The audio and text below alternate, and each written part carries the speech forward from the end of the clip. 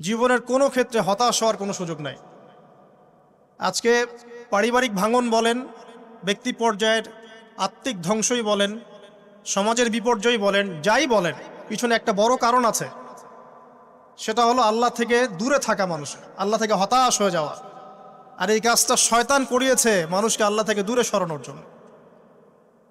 কিন্তু আল্লাহ রাব্বুল আলামিনের কাছে কেউ যদি যেতে চায়, মন থেকে যদি আল্লাহকে একটা বারও ডাকে, আল্লাহ পাক এক ডাকের মাধ্যমেও তার গুনাহ মাফ করতে পারে।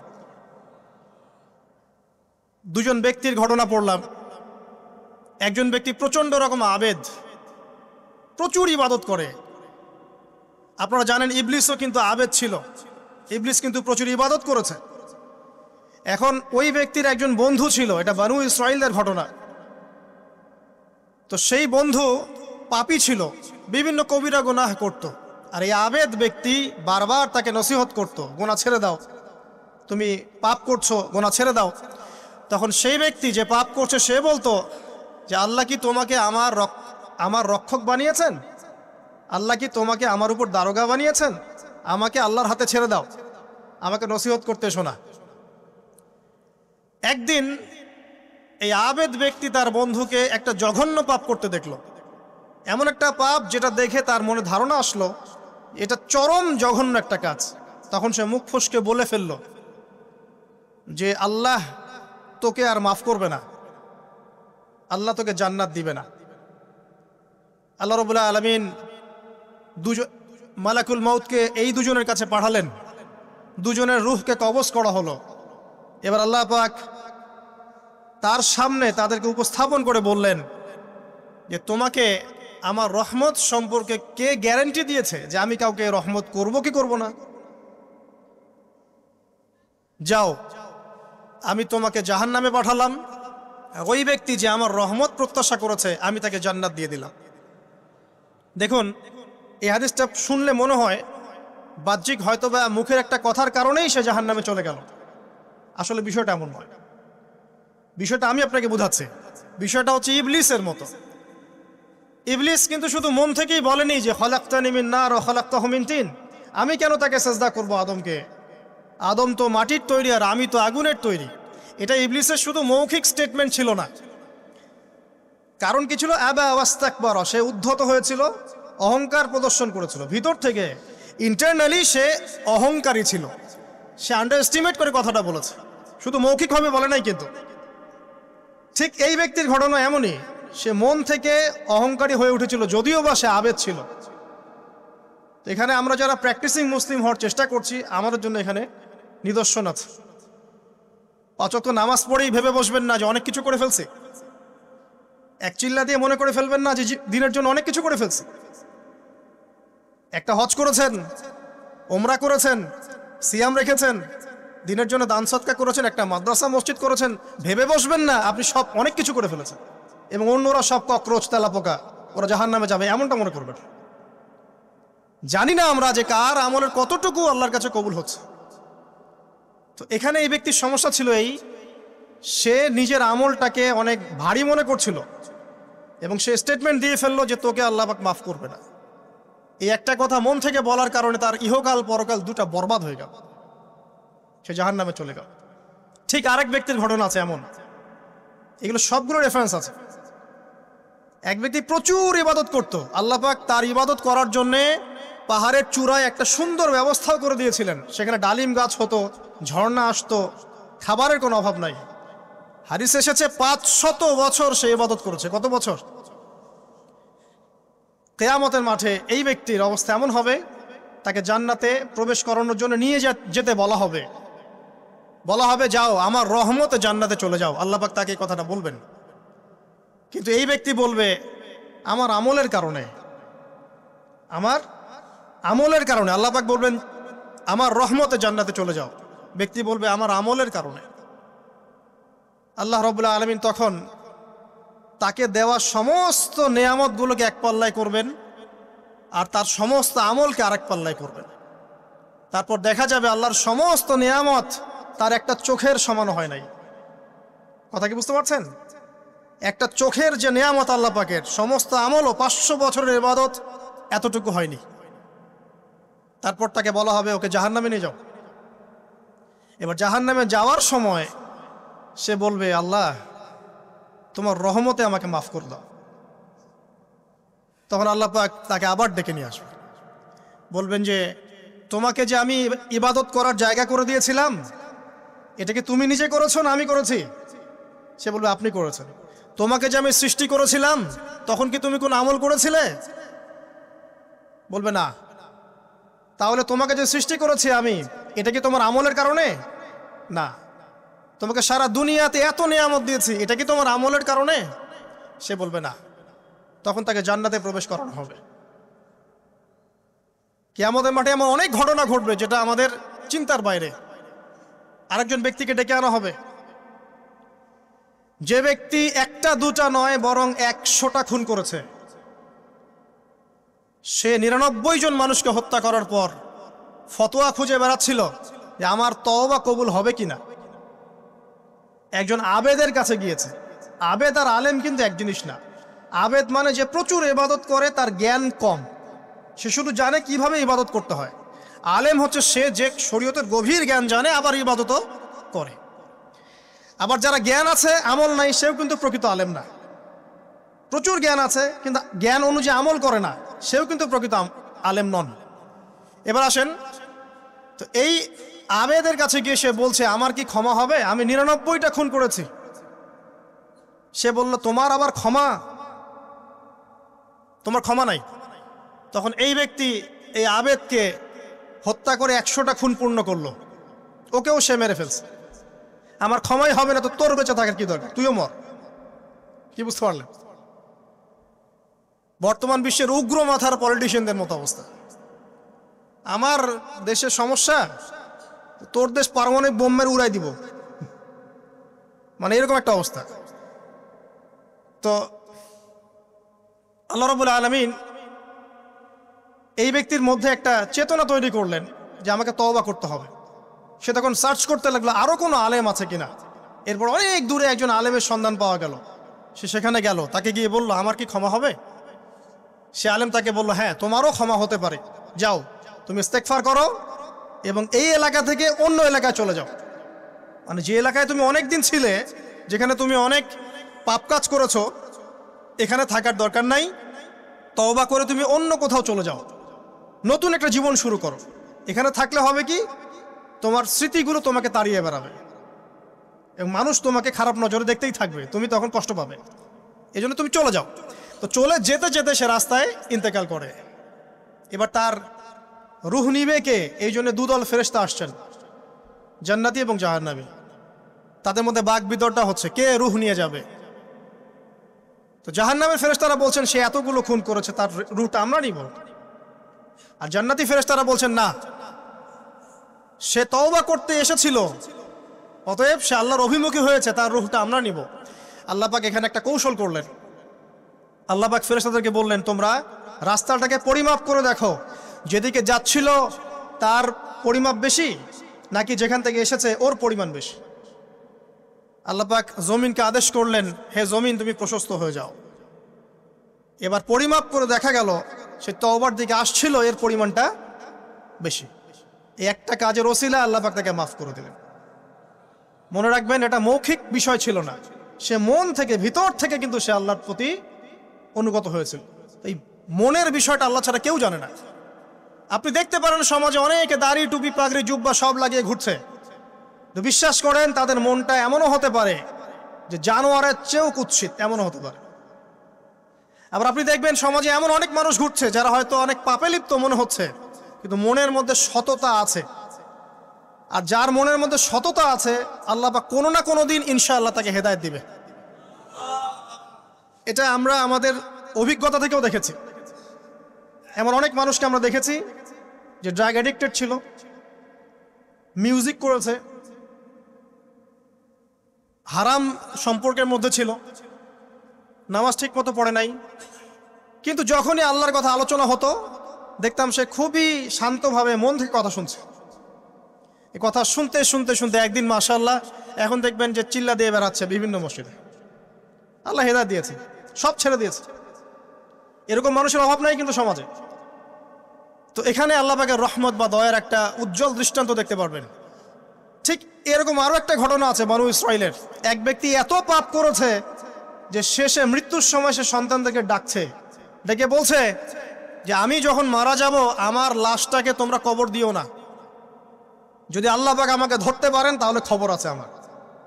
কি করতে হবে? সে বলছে যে আমার দেহটাকে তোমরা পুড়িয়ে ফেলবে এবং পুড়িয়ে ফেলার পরে ছাইগুলোকে একত্রিত করবা, করে অর্ধেক ছাই সমুদ্রে ভাসিয়ে দিবা, অর্ধেক ছাই বাতাসে উড়িয়ে দিবা। সন্তানরা তাই করলো। মৃত্যুর পর আল্লাহ পাক এই সমুদ্র এবং জমিনকে বাতাসকে আদেশ করলেন যে তোমরা ছাই জড়ো করে দাও। আর মানুষ আর জিন আল্লাহর কথা না শুনলেও এই প্রকৃতি আল্লাহ পাকের কথা শোনে। বিজ্ঞান বলে প্রকৃতি থেকে সব হচ্ছে। কি প্রকৃতি? প্রকৃতি কি, কাকে বলে? মানুষকে আল্লাহর ইবাদতকে বাদ দিয়ে প্রকৃতি পূজায় নিয়ে গেছে।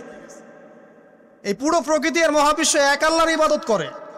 কে সৃষ্টি করলো প্রকৃতি? প্রাকৃতিকভাবে হয়েছে সবকিছু বলে, আল্লাহ থেকে হয়েছে বলা যাবে না। বললে আপনি মৌলবাদী হয়ে যাবেন। আল্লাহ শব্দ ইউজ করলে আপনি মৌলবাদী হয়ে যাবেন। ধর্মতাত্ত্বিক শব্দগুলোকে আস্তে আস্তে উঠিয়ে দেওয়া হয়েছে। দেখবেন যুক্তি, বিজ্ঞান, দার্শনিক শব্দগুলোকে আনা হয়েছে। এটাও টেকনিক্যালি করা হয়েছে। কোন সেকুলার মিডিয়াতে আপনি দেখবেন না ইনশাআল্লাহ বলছে। ইনশাআল্লাহ প্রমাণ করবে যে আপনি আস্তিক না নাস্তিক। তো প্রকৃতিকে আল্লাহ পাক আদেশ করলেন এই সমুদ্র ছাই জড়ো করো, এই বাতাস ছাই জড়ো করো। তারা ছাই জড়ো করে দিল। এই ব্যক্তিকে বলা হচ্ছে তুমি জীবিত করে, আল্লাহ পাক বলছেন তুমি যে এই কাজটা করেছিলে, লিমা ফাআলতা হাদা, তুমি এই কাজটা কেন করেছো? তখন এই ব্যক্তি উত্তর দিচ্ছে মিন খাশিয়াতিকা ইয়া রাব্বি ওয়া আনতা আ'লাম। হে আল্লাহ, আমি আমার বুঝে যা এসেছে আপনার ভয়েই আমি এই কাজটা করেছি, আর আপনি খুব ভালো করেই জানেন যে আমি আপনার ভয়ে করেছি নাকি অন্য কোনো কারণে করেছি। মানে আপনি আমার মনের কথা জানেন। আল্লাহ পাক তাকে মাফ করে দিলেন। আপনাদেরকে আমি সেই ব্যভিচারী মহিলার কথাও মনে করাই। ওই মহিলা, যে ব্যক্তি একজন যৌনকর্মী ছিল, বা যেটা আমরা বলি ব্যভিচারিণী মহিলা ছিল, একটা কুকুরকে দেখেছে সে পানি পান করার জন্য তৃষ্ণার্ত, সে এটাতে মায়া করে দয়া করে তার মোজাটাকে নামিয়ে এই কূপ থেকে পানি উঠিয়ে কুকুরকে পান করিয়েছে। এই একটা কাজের বদৌলতে আল্লাহ রাব্বুল আলামিন এই ব্যভিচারী মহিলাকে মাফ করে জান্নাত দিয়ে দিয়েছে। হাদিসে এটাও এসেছে, নবী সাল্লাল্লাহু আলাইহি ওয়াসাল্লাম বলেছেন ইরহামু মান ফিল আরদ, তোমরা সবাই জমিনবাসীর প্রতি রহম করো। জমিনে মুসলিমই থাকতে হবে, তাদের প্রতি রহম করতে হবে এমন নয়, জমিনবাসী যারাই আছে সবার প্রতি রহম করো, জাতি ধর্ম বর্ণ নির্বিশেষে। এমনকি পশু পাখির প্রতিও দয়া করো। ইরহামু মান ফিল আরদ, জমিনে যারা আছে সবার প্রতি রহম করো। ইয়ারহামুকুম মান ফিস সামা, যিনি আসমানে আছেন তিনি তোমাদের প্রতি রহম করবে ইনশাআল্লাহ। ইসলাম এই কথাগুলো বলেছে 1400 বছর আগে। আজকের এই বিশ্বের সোকল্ড এই মডার্ন বিশ্বে যেখানে মানুষের রক্তের কোনো দাম নাই, সেখানে ইসলাম পশু পাখির অধিকার নিয়ে কথা বলেছে 1400 বছর আগে। কাদেরকে কি শিখাতে আসেন? কোরআন এবং সুন্নাহর বাইরে অভ্রান্ত সত্যের কোনো উৎস আছে? এখানে যা আছে তাই চূড়ান্ত। মানতে চাইলে মানেন, না মানতে চাইলে জাহান্নামে যান, কেউ তো বাধ্য করছে না। লাকুম দীনুকুম ওয়ালিয়া দিন। আল্লাহ পাকের রহমত দেখেন। আরেকটা ঘটনা আছে এমন, একটা বিড়ালকে বেঁধে রেখেছিল এক মহিলা, খাবার দেয় নাই, কষ্ট দিয়েছে। একটা বিড়ালকে খাবার না দিয়ে কষ্ট দেওয়ার কারণে এই মহিলাকে আল্লাহ পাক জাহান্নামে পাঠিয়েছে। এরকম কত ঘটনা আছে। এই ঘটনাগুলো হাদিসের পাতায় বর্ণিত আছে। কোরআনে কি বলছে দেখুন। কোরআনের আমি কয়েকটা পয়েন্ট আপনাদেরকে খালি বলছি, এটা নিয়ে আমি সকালে ভাবছিলাম। আল্লাহ পাক আদম আলাইহিস সালামকে সৃষ্টি করেছেন আমরা সবাই জানি, কিন্তু আল্লাহ পাক সূরা সাদের মধ্যে বলছেন ইবলিসকে, হে ইবলিস, তোমাকে কিসে বারণ করলো আদমকে সেজদা করতে, যে আদমকে আমি নিজের হাত দিয়ে সৃষ্টি করেছি। আল্লাহ রাব্বুল আলামিন যে আমাদেরকে এত যত্ন করে ভালোবেসে সৃষ্টি করেছেন, এটা কি আল্লাহ পাকের দয়ার নিদর্শন নয়? মহাবিশ্বের অন্য কোনো মাখলুক সৃষ্টির ব্যাপারে আল্লাহ পাক বলেন নাই খলাকতু বিয়াদাই, আমি নিজ হাতে তাকে সৃষ্টি করেছি। শুধু সৃষ্টি নয়, সৃষ্টি করার পর আল্লাহ পাক তাকে সমস্ত নাম শিক্ষা দিয়েছেন। এই যে জ্ঞান শিক্ষা দেওয়া, জ্ঞান, এটা আল্লাহ পাকের সবচেয়ে বড় নিদর্শনগুলোর মধ্যে অন্যতম। এবং আল্লাহ পাকের সবচেয়ে বড় দয়া, আমার মত এটা, মানব জাতির উপরে আল্লাহ পাকের সবচেয়ে বড় দয়াটা হচ্ছে কি জানেন? আল্লাহ পাক আমাদেরকে জ্ঞান শিক্ষা দিয়েছেন, ওহী নাজিল করেছেন। এটা সব কিছুর ঊর্ধ্বে। কারণ আপনি তওবা করবেন, জ্ঞান লাগবে। নামাজ পড়বেন, জ্ঞান লাগবে। রোজা রাখবেন, জ্ঞান লাগবে। যাকাত দিবেন, ইলম লাগবে। আপনি দিনের যে কোনো আমল করেন, ইলম লাগবে। জান্নাত জাহান্নামের পথ খুঁজে পেতে হলে ইলম লাগবে। দেশ চালাবেন, ইলম লাগবে। অর্থনীতি চালাবেন, ইলম লাগবে। ইলম ছাড়া কিছু নাই, ইলমের উপরে কিচ্ছু নাই। এই ইলমটা আল্লাহ পাক কাকে শিক্ষা দিয়েছেন? আদম আলাইহিস সালামকে। আমরা তো শিখেছি সমাজবিজ্ঞান বইগুলোতে যে আমাদের পূর্বপুরুষরা নাকি গুহায় থাকতো আর গাছের ছাল পাতা খেয়ে থাকতো, তাই না? লতা পাতা খেয়ে থাকতো, গাছের ছাল পাতা খেয়ে থাকতো, পোশাক পরতো আর কি। বোগাস, ডাহা, মিথ্যা কথা। আল্লাহ রাব্বুল আলামিন সূরা বাকারা এবং সূরা আরাফ পড়ে দেখেন, আল্লাহ পাক বলছেন যে আদম আলাইহিস সালামকে আল্লাহ পাক সমস্ত নাম জ্ঞান শিক্ষা দিয়েছেন। মহাবিশ্বের যে প্রয়োজনীয় জ্ঞানগুলো আছে সেগুলো আল্লাহ পাক আদমকে শিখিয়েছেন আলাইহিস সালাম। ওয়াল্লামা আদামাল আসমাআ কুল্লাহা, আল্লাহ পাক আদমকে সমস্ত নাম শিক্ষা দিয়েছেন। আমাদের পিতা মাতারা মূর্খ ছিলেন না, তারা সৃষ্টি থেকেই জ্ঞানী ছিলেন। আদম আলাইহিস সালামের পারমাণবিক বোম বানানোর কোনো প্রয়োজন ছিল না। ছিল? বানান নাই। আপনার মধ্যে এই জ্ঞানটা আসছে কিভাবে? বাই ডিএনএ আপনি জ্ঞান পাচ্ছেন, কারণ আমরা আদম সন্তান। অনেক জ্ঞান আমাদের ভিতরেই আছে, এগুলো চর্চার মধ্য দিয়ে, গবেষণার মধ্য দিয়ে প্রস্ফুটিত হয় মাত্র। জ্ঞান ভিতরে আছে আমাদের। আমাদের পিতাকে জ্ঞানী করে পাঠানো হয়েছে। এই জ্ঞান শিক্ষা দেওয়াটা হচ্ছে আল্লাহ পাকের সবচেয়ে বড় দয়াগুলোর মধ্যে একটা। রহম করেছেন। শুধু তাই নয়, আদম আলাইহিস সালামকে এমন জ্ঞান শিক্ষা দিয়েছেন যে জ্ঞান ফেরেশতারা পর্যন্ত জানতো না। এটা কি দয়া নয়? এটা কি আদম সন্তানের প্রতি ভালোবাসা নয়? তারপরে সেজদা করিয়েছেন। মহাবিশ্বে অন্য কাউকে কি সেজদা করানো হয়েছে? কোরআনে কি এমন কোনো দলিল আছে যে আদম আলাইহিস সালাম ছাড়া অন্য কাউকে সব ফেরেশতারা সেজদা করেছেন? আছে? তাহলে এই যে সম্মান দেয় আল্লাহর পক্ষ থেকে, সম্মান কিসের ভিত্তিতে? সম্মান শারীরিক ক্ষমতার ভিত্তিতে? সম্মানটা কি কারণে? জ্ঞানের কারণে, ইলমের কারণে, জ্ঞানের কারণে সম্মান। এই সম্মান দেওয়াটা কি আল্লাহ পাকের রহমত এবং দয়ার নিদর্শন নয়? অতএব সম্মান পেতে হলে, আল্লাহ রহমত পেতে হলে সেই জ্ঞানের চর্চায় আবার ফিরে আসতে হবে। আপনি যদি আজও সেই ওহির জ্ঞানের চর্চা করেন, আল্লাহ পাক এই পৃথিবীবাসীর বুকের মধ্যে আপনার জন্য সম্মান পয়দা করে দিবেন ইনশাআল্লাহ। দেখেন, ওই সেই জ্ঞানী যদি আপনি এখনো চর্চা করেন, আজও আপনি সম্মানিত হবেন ইনশাআল্লাহ। ব্যক্তির চর্চা করলে ব্যক্তি সম্মানিত হবে, একটা পরিবার চর্চা করলে ওই পরিবার সম্মানিত হবে, একটা সমাজ যদি চর্চা করে সেই ওহির জ্ঞান, ওই সমাজ সম্মানিত হবে। একটা দেশে যদি আপনি ওই ওহিভিত্তিক জ্ঞান ছড়িয়ে দেন, পুরো দেশকে আল্লাহ পাক সম্মানিত করবে ইনশাআল্লাহ, পুরো জাতিকে সম্মানিত করবে ইনশাআল্লাহ। আরও সামনে যান, এই যে আদম এবং হাওয়া আলাইহিস সালাম গাছের কাছে চলে গেলেন, ফল খেয়ে ফেললেন, কারণ আমরা আদম সন্তান, ভুল করি। আল্লাহ পাক সাথে সাথেই বহিষ্কার করে দিয়েছেন? না, আল্লাহ পাক তওবা করার জন্য কালিমা শিখিয়ে দিয়েছেন। সুবহানাল্লাহ, তাদের কালিমা জানা ছিল না। আল্লাহ পাক বলছেন ফাতালাক্কা আদম মির রাব্বিহি কালিমাত, আল্লাহ পাকের কাছ থেকে আদম আলাইহিস সালাম কিছু বাক্য শিখে নিলেন, যেই বাক্য দিয়ে ফাতাবা আলাই, সে আল্লাহর কাছে তওবা করলো। কোন সেই বাক্য? সূরা আরাফে আছে, রব্বানা যালামনা আনফুসানা ওয়া ইল্লাম তাগফির লানা ওয়া তারহামনা লানাকুনান্না মিনাল খাসিরিন। এই দোয়া কে শিখিয়ে দিয়েছে? আল্লাহ। এই তওবার বাক্য যে শিখিয়ে দেয়, এটা কি দয়ার পরিচয় নয়? আমরা আল্লাহর কাছে ফিরে যাব, তওবা করব, ইস্তেগফার করব, এই জ্ঞানটা শিখিয়ে দেয়া কি আল্লাহ পাকের দয়ার পরিচয় নয়? না, আমরা কিভাবে ক্ষমা চাইতাম? কিভাবে ক্ষমা চাইলে আল্লাহ পাক সমস্ত গুনাহ মাফ করবেন, এই পদ্ধতিগুলো বলে দেয়া কি আল্লাহ পাকের দয়ার পরিচয় নয়? তারপর সামনে যান, পৃথিবীতে নামিয়ে দিয়ে আল্লাহ পাক ক্ষান্ত হয়ে যাননি।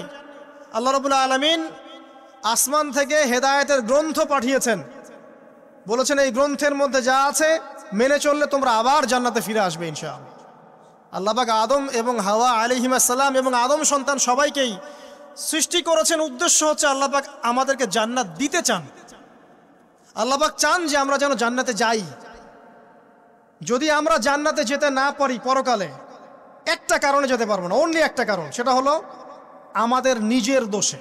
একটা কারণ, যারা জাহান্নামে যাবে মানুষ এবং জিনদের মধ্যে, নিঃসন্দেহে মহাবিশ্বে তারা ছাড়া জাহান্নামে যাওয়ার উপযুক্ত কেউ ছিল না। ও জাহান্নামে যাওয়ার উপযুক্ত ছিল বলেই আল্লাহ পাক তাকে জাহান্নামে পাঠাবেন। আর যারাই জান্নাতে যাবে প্রত্যেকেই শুধু আমলের বদৌলতে যাবে না, বরং আল্লাহ পাকের রহমতেই যাবে। কেউই তার আমল দিয়ে জান্নাতে যেতে পারবে না। নবী সাল্লাল্লাহু আলাইহি ওয়াসাল্লাম এমন ভাষ্য বলছেন, ইল্লা আনা, আমিও না, ইল্লা বিরহমাতিল্লাহ, আমিও নয়, তবে আল্লাহ পাকের দয়া আমাকে ঘিরে ধরবে। আল্লাহ পাকের রহমত যাদের উপরে বর্ষিত হবে তারাই জান্নাতে যাবে ইনশাআল্লাহ। কে আমল দিয়ে যেতে পারবে না। যত আমলই করি বলা যাবে না এই আমলের বদৌলতে জান্নাতে যেতে পারবো। আল্লাহ পাক দয়া না করলে হবে না। আল্লাহ পাক চান যে আদম সন্তান যেন জান্নাতেই যায়। এই কারণেই সৃষ্টি করা, এই কারণেই আপনার ওহীভিত্তিক গ্রন্থগুলো পাঠানো, এই কারণে নবী রাসূল পাঠানো, আলেম ওলামা সৃষ্টি করা, মানুষকে সতর্ক করা, হায়াত দেয়া, বারংবার জীবনে চলতে ফিরতে আপনাকে অ্যালার্ম করা হয়, আল্লাহর পথে ফিরে আসেন, আল্লাহর পথে ফিরে আসেন। অ্যালার্ম করা হয় না? বিপদ দিয়ে আপনাকে অ্যালার্ম করা হয় আল্লাহর পক্ষ থেকে। আপনি চলতে পথে হোঁচট খান, আল্লাহ আপনাকে অ্যালার্ম দেন, ফিরে আসো। চলছেন বিপথে, আল্লাহ পাকে অ্যালার্ম দেন, ফিরে আসো। আল্লাহ পাকের পক্ষ থেকে কিন্তু এগুলো আসে।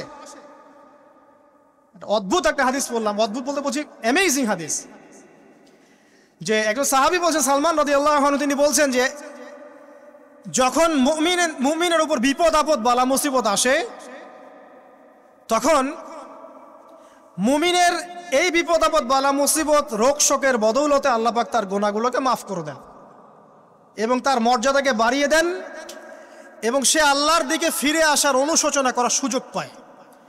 আর যখন কাফের মুশরিক বা ফাসেক মানুষকে এইসব রোগ ব্যাধি বিপদ আপদ বালা মুসিবত ঘিরে ধরে, তার দৃষ্টান্ত সেই উটের ন্যায় যে উটটাকে তার মালিক বেঁধে রেখেছে, এরপর ছেড়ে দিয়েছে। সে উটটা বুঝতেও পারলো না কেন তার মালিক তাকে বেঁধে রাখলো আর কেনই বা তাকে ছেড়ে দিল। কথাটা কি বুঝতে পারছেন? যারা আল্লাহ দ্রোহী তাদের উপর যখন বিপদ আপদ বালা মুসিবত আসতে থাকে, তারা বুঝে না যে কি জন্য আসলো আর কেন চলে গেল। কিন্তু মুমিন ব্যক্তি যারা মুসলিম, আল্লাহর অনুগত, তাদের বিষয়টা হচ্ছে এমন বিপদ আপদ বালা মুসিবত রোগ ব্যাধি তাদেরকে আল্লাহর দিকে ফিরিয়ে নিয়ে আসবেন ইনশাআল্লাহ। দেখুন, এই যে পৃথিবীতে নামিয়ে দেয়া, এরপর আল্লাহর পক্ষ থেকে ঐশী গ্রন্থগুলো পাঠানো, নবী রাসূল পাঠানো, আলেম ওলামা পাঠানো, আপনাকে হায়াত দেয়া, আপনাকে রিজিক দেয়া, এই শ্বাস নেওয়ার ক্ষমতা দেয়া, আপনাকে জ্ঞান বুদ্ধি দেয়া, বিবেক দেয়া। এই যে একটু আগে তেলাওয়াত করলো শুরুর আগে নবী মুসা আলাইহিস সালামের ঘটনা। বনু ইসরাইল একটার পর একটা অবাধ্যতা করেই গেছে, আল্লাহ পাক তারপরেও তাদের কাছে নবী পাঠিয়েছেন, নবী মুসাকে পাঠিয়েছেন। ফেরাউনের মতো জালেম শাসকের হাত থেকে বনু ইসরাইলকে আল্লাহ পাক উদ্ধার করেছেন। এটা কি দয়ার পরিচয় নয়? নবী মুসা আলাইহিস সালাম গাছের নিচে বসে আছেন, খাবার নাই, বাসস্থান নাই, কিচ্ছু নাই, বরং তার গায়ে একটা অপবাদ দেওয়া হয়েছে যে তিনি নাকি একজন মানুষকে খুন করেছেন, অথচ তার ইন্টেনশন সেটা ছিল না। তিনি একটা ঘুষি দিয়েছেন লড়াই থামানোর জন্য, ওই এক ঘুষিতেই সেই ব্যক্তি ডেড। এবার তিনি গাছের নিচে বসে দোয়া করছেন, রব্বি ইন্নী লিমা আনজালতা ইলাইয়া মিন খায়রিন ফাকির। আল্লাহ, আমি নিঃস্ব অসহায় হয়ে এখানে বসে আছি, তুমি আমার উপর তোমার যে রহমত পাঠাবে আমি তার ভিখারি হয়ে বসে আছি। দোয়া করার সাথে সাথেই ওই শুআয়ব আলাইহিস সালামের মেয়ে হেঁটে হেঁটে চলে আসলো। তিনি স্ত্রী পেলেন, তিনি শ্বশুর পেলেন, একজন নবী পরিবার পেলেন, বাসস্থান পেলেন, চাকরি পর্যন্ত পেলেন। 8 বছর তিনি রাখালি করেছেন শুআয়ব আলাইহিস সালামের ফার্মের মধ্যে। দয়া মুহূর্তেই চলে আসবে, শুধু আল্লাহর দিকে অভিমুখী হলেই হয়, এগুলো দয়া। আইয়ুব আলাইহিস সালামের কথা মনে আছে না? দীর্ঘদিন রোগে ভুগছেন, দীর্ঘদিন রোগে ভুগছেন, চিকিৎসা হচ্ছে না, ভালো হচ্ছে না, শেফা হচ্ছে না। এখানে যারা আধ্যাত্মিকত্ব নিয়ে পড়াশোনা করেন, লেখালেখি করেন, তারা বলেছেন তাদের কিছু কিতাবের মধ্যে, রোগটা যখন এমন একটা পর্যায়ে চলে আসলো যে তিনি জিহ্বাটা নড়াতে পারছেন না, কারণ তিনি আল্লাহ পাকের জিকির করতে প্রচণ্ড ভালোবাসতেন। এক পর্যায়ে রোগটা এমন একটা জায়গায় চলে আসলো যে জিহ্বাটা তিনি নড়াতে কষ্ট হচ্ছে। তখন গিয়ে তিনি বলছেন, রব্বি আন্নী মাসসানি আদ-দুররু ওয়া আনতা আরহামুর রাহিমিন। হে আল্লাহ, আমাকে কষ্ট স্পর্শ করেছে, আর তুমি তো ক্ষমাকারী, রহমকারীদের মধ্যে সর্বশ্রেষ্ঠ রহমকারী। আমি জিকির করতে পর্যন্ত পারছি না, আল্লাহ আমার রোগটা শেফা দিয়ে দাও। বলার সাথে সাথে আল্লাহ রাব্বুল আলামিন প্রস্রবণ ঝর্ণা তৈরি করলেন, এখানে গোসল করো, শেফা হয়ে গেল। এগুলো কি রহমতের পরিচয় নয়? এখানে এক শ্রেণীর স্কলার এমনও বলেছেন, আজকে আমরা যারা বাহ্যিক সৌন্দর্য নিয়ে বেশি গর্ব করি আর কি, আত্মিক সৌন্দর্যের চাইতে বাহ্যিক সৌন্দর্য নিয়ে যারা বেশি গর্ব করি, যদি আল্লাহ পাক আমাদের পোশাকটাকে পরিবর্তন করে দেন, আত্মাটাকে দেহের পোশাক দেন আর দেহটাকে আত্মার পোশাক বানায় দেন, তাহলে দুর্গন্ধে কি আমাদের সামনে আসতে যাবে না। কথা মনে বুঝতে পারছেন না? আইয়ুব আলাইহিস সালামের আত্মাটা ছিল পবিত্র, পরিশুদ্ধ, তার দেহের মধ্যে রোগ হয়েছিল। আর এই পুরো বিশ্বের ম্যাক্সিমাম লোকের মানুষের রোগ এখন আত্মায়, দেহে নয়। আবার বলছি, হয়তো বুঝতে পারছেন না। আইয়ুব আলাইহিস সালামের রোগটা হয়েছিল দেহে, বাইরে। তার আত্মা ছিল পবিত্র, পরিশুদ্ধ আত্মা। দেহের রোগের একটা পর্যায়ে যখন জিহ্বাটায় ইফেক্ট হলো, তখন জিকির করতে তার কষ্ট হচ্ছে, তখন তিনি দোয়া করছেন, আল্লাহ আমার এই রোগটাকে শেফা দিয়ে দাও। আর এখনকার পুরো জেনারেশন, এই সভ্যতার রোগ হচ্ছে ভিতরে, আত্মায়। দেহের রোগের চাইতে এদের আত্মার রোগটা বেশি। এখন এই আত্মাটাকে যদি দেহ বানিয়ে দেওয়া হয় আর দেহটাকে আত্মার পোশাক পরিয়ে দেওয়া হয়, দুর্গন্ধে কেউ সামনে আসতে চাবে না এখন। তাই আইয়ুব আলাইহিস সালামের সেই দোয়া এখন আমাদের বেশি করা উচিত। রব্বি আন্নী মাসানিয়া দুররু ওয়া আনতা আরহামুর রাহিমিন। আল্লাহ, আমাদের আত্মায় রোগ এসেছে, এটাকে তুমি শেফা দাও। দেহের রোগ লেস ইম্পর্টেন্ট, আত্মার রোগটা বেশি ইম্পর্টেন্ট। এরকম নিদর্শন কোরআনের পাতায় পাতায় ছড়িয়ে আছে। আসহাবুল কাহাফ, পুরো সমাজ ওদেরকে মেনে নিচ্ছে না, গুহায় চলে গেলেন, ঘুম পাড়িয়ে দিলেন আল্লাহ পাক। 309 বছর। কত বছর? 309 বছর একটা দোয়ার বদৌলতে। তারা বলেছিল, রব্বানা আতিনা মিন লাদুনকা রাহমা ওয়া হাইয়্যি লানা মিন আমরিনা রাশাদা। আল্লাহ পাক শুধু ঘুম পাড়িয়ে রাখলেন না, তাদের মধ্য দিয়ে আল্লাহ পাক পুরো একটা সভ্যতাকে হেদায়েত করে দিলেন। আলহামদুলিল্লাহ। যে সভ্যতা বিশ্বাস করতো না যে পরকাল বলে কিছু আছে, দাকিয়ানুস বাদশার সেই জুলুম থেকে আল্লাহ পাক এই 10 জন বা 9 জন যুবককে বাঁচালেন, ওদেরকে কিয়ামত পর্যন্ত কোরআনের পাতায় স্থান দিলেন, নিদর্শন বানালেন, এবং তাদের মধ্য দিয়ে একটা পুরো সভ্যতাকে হেদায়েত দিলেন। সুবহানাল্লাহ। যেখানে যাবেন এই নিদর্শন। আর কার কথা বলবো? যুলকারনাইন, মনে আছে? কোন সূরা আছে যুলকারনাইনের কথা? সূরা কাহফ। আল্লাহ পাক তাকে এমন রহমত করেছিলেন যে মাশরিক মাগরিব, মানে পূর্ব পশ্চিম পর্যন্ত তাকে রাজত্ব দিয়ে দিয়েছে। আজকে তো আমরা এই সামান্য একটু ক্ষমতা পেলেই আমাদের কেউ চেনে না, গায়ে হাতি দেওয়া যায় না, ঠিক আছে? মানে তখন সে নিজেকে মনে করে যে সে এই পৃথিবীর সবকিছু, বাকি মানুষ আর মানুষ না। ক্ষণস্থায়ী সামান্য একটু ক্ষমতা দিয়ে দেখবেন আমাদের অবস্থা খারাপ। আমাদের এই যে জীবন, আমাদের রিজিক, আমাদের পরিবার, আমাদের সুস্থতা, আমাদের জ্ঞান, আমাদের সমাজ বলেন, রাষ্ট্র, আমাদের অর্থনীতি, এই বিশ্ব, এই সব কিছুই একটা বিষয়কে কেন্দ্র করে টিকে আছে। শুধুমাত্র একটা বিষয়ের সাথে এই পুরো মহাবিশ্ব সম্পর্কিত। আমাদের জীবনের প্রতিটা বিষয় শুধুমাত্র এবং শুধুমাত্র আল্লাহ পাকের রহমতের উপর টিকে আছে। আল্লাহ পাকের রহমত আমাদের ব্যক্তি জীবন, পারিবারিক জীবন, আমাদের দেহ, আমাদের মন, আমাদের জ্ঞান, অর্থনীতি, ব্যবসা বাণিজ্য, আমাদের রাষ্ট্র, সব কিছুর মধ্যে শুধুমাত্র আল্লাহ পাকের রহমত দিয়ে ভর্তি। আল্লাহ পাকের রহমতের এত বিশাল সমুদ্র, যেটা উপলব্ধি করার ক্ষমতা আমাদের নাই। আমরা যদি সবাই ঠান্ডা মাথায় একটা বার খালি ভাবতে বসি, সবাই যার যার জায়গা থেকে ভাবি যে আল্লাহ পাক আমাদেরকে কি কি রহমত দিয়ে রেখেছেন, কি কি নিয়ামত দিয়ে রেখেছেন। ওয়া ইন তাউদ্দু নি'মাতাল্লাহ লা তুহসুহা। তোমরা যদি আল্লাহ পাকের নিয়ামত গণনা করা শুরু করো, কোশ্চিনকালেও গুণে শেষ করতে পারবে না। আল্লাহ পাক সূরাতুল জুমারের মধ্যে বলেছেন, কুল ইয়া ইবাদিয়াল্লাযীনা আসরাফু আলা আনফুসিহিম। হে নবী, আপনি বলে দিন, আমার বান্দাদেরকে বলে দিন যে হে আমার বান্দারা, তোমরা যারা তোমাদের নফসের উপরে জুলুম করেছো, সুদীর্ঘকাল নামাজের খবর ছিল না, যাকাত দিইনি, হজ ফরজ হয়েছিল করি নাই, সওম রাখিনি, আল্লাহর দিন এগিয়ে নেওয়ার কোনো চেষ্টাই করি নাই, সুদীর্ঘকাল হারাম খেয়েছেন, ঘুষ খেয়েছেন, জেনা করেছেন, বাদ্যযন্ত্র বাজিয়েছেন, অশ্লীলতা এর মধ্যে ডুবেছিলেন, মাদকদ্রব্য সেবন করেছেন সুদীর্ঘকাল। তোমরা যারা নিজেদের নফসের উপর জুলুম করেছো, লা তাকনাতু মির রাহমাতিল্লাহ, তোমরা আল্লাহ পাকের রহমত থেকে নিরাশ হয়ে যেও না। তোমরা আল্লাহ পাকের রহমত থেকে নিরাশ হয়ে যেও না। ইন্নাল্লাহা ইয়াগফিরু যুনুবা জামিআ, আল্লাহ পাক চাইলে সমস্ত গুনাহ মাফ করতে পারেন। ইন্নাহু হুয়াল গফুরুর রহিম, তিনি হচ্ছেন পরম করুণাময়, অসীম দয়ালু।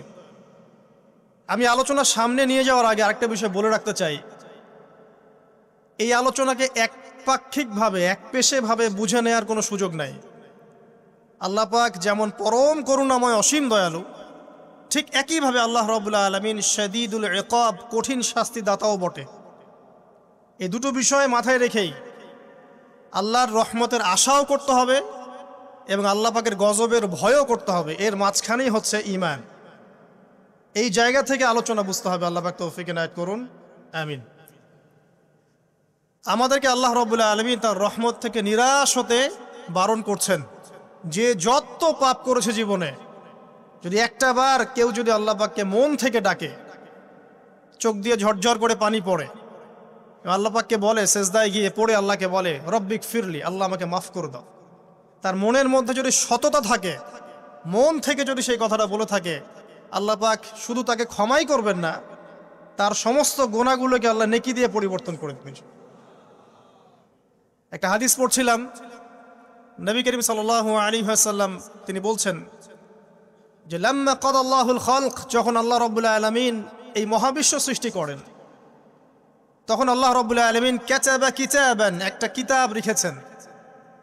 একটা কিতাব আছে আল্লাহর কাছে, কাতাবা কিতাবান ফাহুয়া ইনদাহ ফাওকাল আরশ, যেই কিতাবটা আল্লাহর নিজের কাছে আছে, আরশের উপরে। সেখানে আল্লাহ পাক লিখে রেখেছেন, কি লিখেছেন? ইন্না রাহমাতি সাবাকাত